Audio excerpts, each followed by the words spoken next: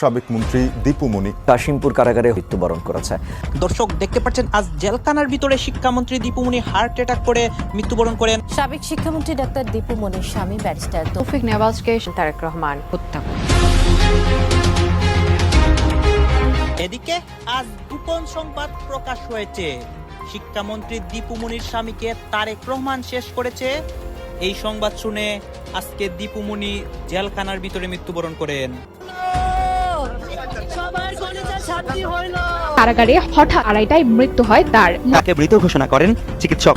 তার মৃত্যুকে অস্বাভাবিক দাবি করে কারাগারে নির্যাতনের অভিযোগ তোলেন স্বজন। দীপু মনি বিদায় বেলায় ভাঙ্গা ভাঙ্গা কণ্ঠে অনুরোধের স্বরে বলছেন, পুলিশ ভাই আমাকে তো এখনই নিয়ে যাবেন, আমি 2 মিনিট ফ্যামিলির সাথে কথা বলি। মানুষ রাজনীতি কেন করে, আর হাতে ক্ষমতা এলেই কেন এমন কিছু করে বসে যার ফল একদিন নিজের কাছেই ভয়ঙ্কর হয়ে ফিরে আসে? নিউজ ফিডে একের পর এক ভিডিও আসতেছে ডক্টর দীপু মনি, যে মানুষটি 2.5 মাস আগেও হুইল চেয়ারে চড়ে অসুস্থ শরীরে আদালতে এসেছিলেন বন্দি স্ত্রীকে একবার দেখতে। আজ সেই মানুষটি চিরনিশ্চল। তৌফিক নেওয়াজ সেদিন এসেছিলেন দীপু মনির কাছে। দীপু মনি কান্না ছাপিয়ে আরেকটি বিষয় দেশবাসীর নজরে এসেছে, তা হচ্ছে মায়ের মুক্তির জন্য। সম্মানিত দর্শক, ইতিমধ্যে কিন্তু আপনারা অবগত আছেন 2-3 দিন আগে দীপু মনির স্বামী মারা যাওয়ার পর তাকে প্যারোলে 12 ঘন্টার জন্য মুক্তি দিয়েছিলেন আদালত। এবার বেরিয়ে এসেছে কিছু চাঞ্চল্যকর তথ্য, এবং কি হার্ট অ্যাটাক করে নাকি জেলখানায় মারা গিয়েছেন সেই দীপু মনি। ইতিমধ্যে কিন্তু অনেক মিডিয়ায় এই খবরটি প্রচার করেছেন যে জেলখানাতে স্বামীর মৃত্যু শোক সইতে না পেরে হার্ট অ্যাটাক করে মারা গিয়েছেন দীপু মনি। দর্শক, এই বিষয়টি কতটুকু সত্য আজকের এই ভিডিওর মাধ্যমে আপনাদেরকে দেখাবো, যা দেখলে আপনারা বুঝতে পারবেন যে এই বিষয়টি কতটুকু সত্য। দর্শক, তাই আর কথা বাড়াবো না, চলুন ভিডিওতে আমরা দেখে আসি। অবশ্যই ভিডিওটি শুরু থেকে শেষ পর্যন্ত দেখবেন। চ্যানেলে নতুন হয়ে থাকলে সাবস্ক্রাইব করে রাখবেন পরবর্তী ভিডিওর জন্য। লাইক করে দেখতে থাকুন সম্পূর্ণ ভিডিওটি। তো 4 দেয়াল পেরিয়ে কারো কানে পৌঁছাবে না, শুধু নিঃশব্দ কারাগার জানবে প্রিয় মানুষকে হারানোর সেই অসহায় আর্তনাদ। অবশ্য দীপু মনির সাথে যা ঘটেছে সেটি হবারই কথা ছিল। তিনি ক্ষমতায় থাকতে এমন সব অপকর্ম করেছেন, সেসব অপকর্মের শাস্তি এখন পাচ্ছেন। চলুন একটু পেছনে ফিরে তাকানো যাক। 2008 সালে নির্বাচনের সময় হঠাৎ সারা দেশে আলাদা করে নজর কাড়লেন ডাক্তার দীপু মনি। বিশেষ কি কারণ? সুতির শাড়ি পরা এক অল্প বয়সী নারী, যার কোনো বিশেষ সাজসজ্জা নেই, গা ভর্তি অলংকার নাই, আস্তে আস্তে হাসি মুখে দৃঢ়ভাবে কথা বলা, একদম সাদামাটা একটা বাঙালি নারী, যার চোখ মুখ মায়ায় ভরা, হাসিতে মুক্তা ঝরে। মানে একদম সাধারণে অসাধারণ এই পার্সোনালিটি তাকে আলোচনায় এনে দেয়। শিক্ষিত মার্জিত একজন নারী হিসেবে দীপু মনি আমার মতো অনেকের কাছেই প্রিয় একজন ছিলেন। তার নামটাও সুন্দর, আকৃষ্ট করত সরলতাও। অতঃপর ক্ষমতা টিকিয়ে রাখতে ধীরে ধীরে তিনিও পথ হারিয়ে ফেললেন, হয়ে উঠলেন ফ্যাসিস্টের অন্যতম দোসর। অভিযোগ রয়েছে দীপু মনির হুকুমে জুলাই আন্দোলনের সময় শেষ করা হয় শত শত ছাত্র জনতাকে। মুক্তি পাবার পর ফ্রিজিং ভ্যানের সামনে অশ্রুসিক্ত নয়নে স্বামীকে দেখলেন শেষবারের মতো।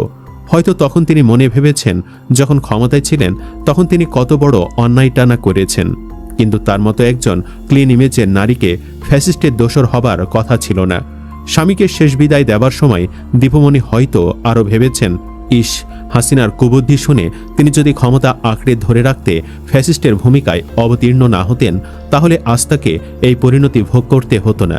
দীপু মনি কান্না ছাপিয়ে আরেকটি বিষয় দেশবাসীর নজরে এসেছে, তা হচ্ছে মায়ের মুক্তির জন্য দীপু মনির মেয়ের দৌড়ঝাঁপের ছবি।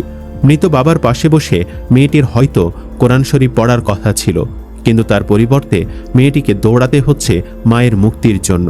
আজ দীপু মনির প্যারোলে মুক্তির জন্য তার মেয়ের দৌড়ঝাঁপের খবর দেখে অনেকের মনেই হয়তো মায়া তৈরি হয়েছে। একজন মানুষ হিসেবে আমারও বিষয়টি খারাপ লেগেছে, কারণ কষ্টে থাকা একজন মা বাবা কিংবা সন্তানের দৃশ্য স্বাভাবিকভাবেই মানুষের হৃদয়ে নাড়া দেয়। তবে একই সঙ্গে আমাদের মনে রাখতে হবে, ব্যক্তিগত আবেগ ও রাজনৈতিক দায়বদ্ধতা এক বিষয় নয়।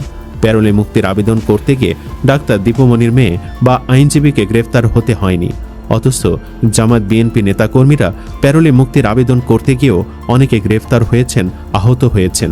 অনেকে প্রশ্ন করে, জুলাই দেশকে কি দিয়েছে? আমি বলবো, জুলাই ডাক্তার দীপু মনির হাজব্যান্ডের মৃত্যুতে দীপু মনিকে প্যারোলে মুক্তি দিয়েছে। আর হাসিনা কি দিয়েছিল? প্যারোলে মুক্তি দেওয়া তো দূরে থাক, আমান আজমের বাবা গোলাম আজমের মৃত্যুর খবর কানে পৌঁছাতে দেয়নি। মীর কাসেম আলীকে ফাঁসি দিয়ে ব্যারিস্টার আরমানকে গুম করে রেখেছিল। রফিক বিন সাইদি মারা যাওয়ার পরে আল্লামা সাইদিকে 24 ঘন্টা পরে জানানো হয়েছিল।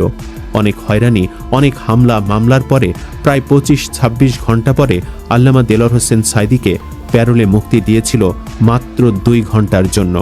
আল্লামা সাইদিকে তার মায়ের জানাজায় মাত্র 3 ঘন্টার জন্য প্যারোলে মুক্তি দিয়েছিল। জামায়াত নেতা কামরুজ্জামানকে ফাঁসি দিয়ে পরিবারের কাউকে দেখা করতে দেয়নি, এমনকি ছেলে মেয়ে সহ পরিবারের সবাইকে গ্রেফতার করে রেখেছিল। আল্লামা সাইদির জানাজা ঢাকায় হতে দেওয়া হয়নি। মতিউর রহমান নিজামীর জানাজায় মানুষকে আসতে দেওয়া হয়নি। আলী আহসান মোহাম্মদ মুজাহিদের জানাজা থেকে অসংখ্য জামায়াত শিবির নেতাকর্মীকে গ্রেফতার করা হয়েছিল। চট্টগ্রামের এমপি শাহজাহান চৌধুরীর মায়ের জানাজার জন্য মাত্র 3 ঘন্টার প্যারোলে মুক্তি মিলেছিল, কিন্তু দীপু মনির সাথে তা ঘটেনি।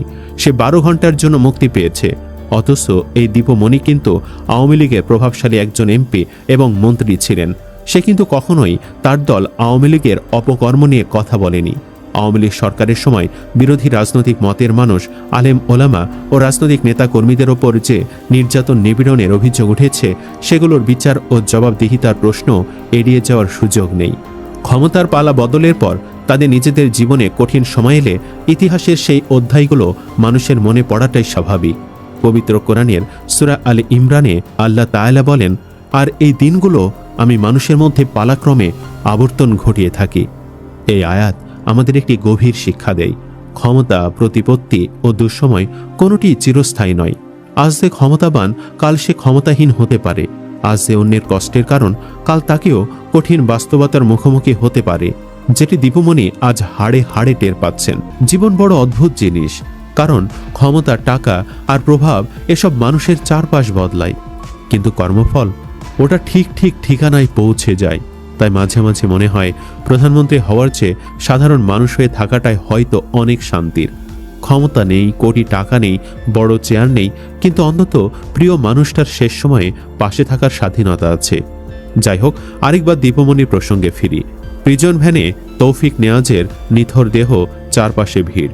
প্রিয় স্বামীকে যখন দেখতে এলেন তখন চুপচাপ নীরবতায় ঘেরা, চোখে অশ্রু নেই, কান্নার শব্দ নেই। বুকের ভেতরে শব্দ কি আর শোনা যায়? সাবেক মন্ত্রী, আওয়ামী লীগের প্রভাবশালী নেত্রী দীপুমণি। শেখ হাসিনার সময়ও বহু বিএনপি জামায়াতের নেতারও একই ঘটনার পুনরাবৃত্তি হয়েছে। এ যেন বৃত্ত পূরণের ছক। আজ যা হচ্ছে তা আগামীতেও হবে। ফিরে আসবে এই ঘটনা বারবার। কিয়ামত পর্যন্ত একই ঘটনার বারবার চিত্রায়ন, দৃশ্যায়ন।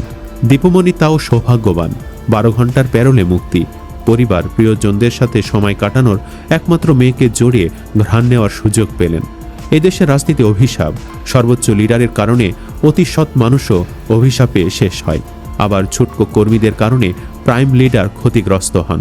কেউ শিক্ষা নেয় না, শিক্ষা নিয়েও কেউ স্বীকার করে না, স্বীকার করেও কেউ শুধরে যায় না।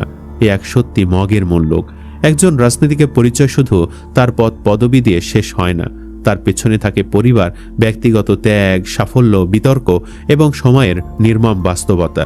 ডাক্তার দীপুমণি বাংলাদেশের রাজনীতিতে এমনই একটি আলোচিত নাম। চাঁদপুরের সন্তান দীপুমণি চিকিৎসাবিদ্যায় পড়াশোনা করেন এবং পরবর্তীতে আইন ও জনস্বাস্থ্য বিষয়েও উচ্চশিক্ষা গ্রহণ করেন। তার স্বামী তৌফিক নেওয়াজ একজন আইনজীবী। তাদের 2 সন্তান রয়েছে। পারিবারিক জীবনের পাশাপাশি দীর্ঘ সময় তিনি সক্রিয় রাজনীতিতে যুক্ত ছিলেন। আওয়ামী লীগের রাজনীতিতে তার উত্থান ছিল উল্লেখযোগ্য। তিনি সংসদ সদস্য নির্বাচিত হন এবং পরবর্তীতে পররাষ্ট্রমন্ত্রী ও শিক্ষামন্ত্রীর দায়িত্ব পালন করেন। বিশেষ করে বাংলাদেশের পররাষ্ট্র নীতিতে তার সময়কাল এবং ক্ষমতা দম্ভে একদিন যারা অন্ধ ছিলেন, আজ তাদেরই কাঁদতে হচ্ছে জেলের 4 দেয়ালের ভেতর। স্বামীর শেষ বিদায়িক বেলায় পাশে থাকতে পারলেন না একসময়ের দৌড়দণ্ড প্রতাপশালী মন্ত্রী দীপুমণি, যে নারী 2008 সালে সাদা মাটা সুতির শাড়ি পরে একগাল মিষ্টি হাসি দিয়ে সাধারণ মানুষের মন জয় করেছিলেন। সেই নারী আজ জুলাই ছাত্র জনতা গণহত্যার অন্যতম কারিগর ও ফ্যাসিস্টের দোসর হিসেবে অভিযুক্ত। মৃত্যুর আগে স্বামী তৌফিক নেওয়াজকে শেষবার দেখার বা তার পাশে বসার সুযোগটুকু তিনি পাননি। সবচেয়ে হৃদয় বিদারক ব্যাপার হলো, মায়ের প্যারোলের জন্য বাবার লাশের পাশ থেকে উঠে জেলের দাঁড়ে দাঁড়ে ঘুরতে হয়েছে এক অসহায় মেয়েকে। কিন্তু কেন এমন হলো? নিয়তি কি আসলেই তার নিজস্ব গতিতে নির্মম প্রতিশোধ নেয়? জেলের চার দেয়ালের ভেতর যখন স্বামীর মৃত্যুর খবর পৌঁছায় তখন কেমন লেগেছিল দীপুমণির? কিন্তু সেই কান্না শোনার মতো কেউ ছিল না সেখানে। শেষবারের মতো স্বামীকে একটু ছুঁয়ে দেখার আকুতি হয়তো তাকে ভেতর থেকে দুমড়ে মুচড়ে দিয়েছে। প্যারোলে মুক্তি পেয়ে যখন তিনি কারাগার থেকে বের হলেন তখন তার চোখে মুখে শুধুই সম্মানিত দর্শক, আশা করি সকলে পুরো ভিডিওটি দেখলেন। এই ভিডিও সম্পর্কে অবশ্যই আপনাদের মতামত ভিডিওর কমেন্ট বক্সে লিখে জানাবেন। দর্শক, এই ধরনের প্রতিনিয়ত আপডেট ভিডিওগুলো সবার আগে পেতে অবশ্যই চ্যানেলটিকে সাবস্ক্রাইব করে পাশে থাকা বেল বাটনটি অন করে রাখবেন পরবর্তী ভিডিওগুলো সবার আগে পাওয়ার জন্য। আজকের মতো ভিডিওটা এখানে শেষ করলাম। দেখা হচ্ছে পরবর্তী ভিডিওতে। সেই পর্যন্ত ভালো থাকবেন, সুস্থ থাকবেন। আসসালামু আলাইকুম ওয়া রাহমাতুল্লাহ।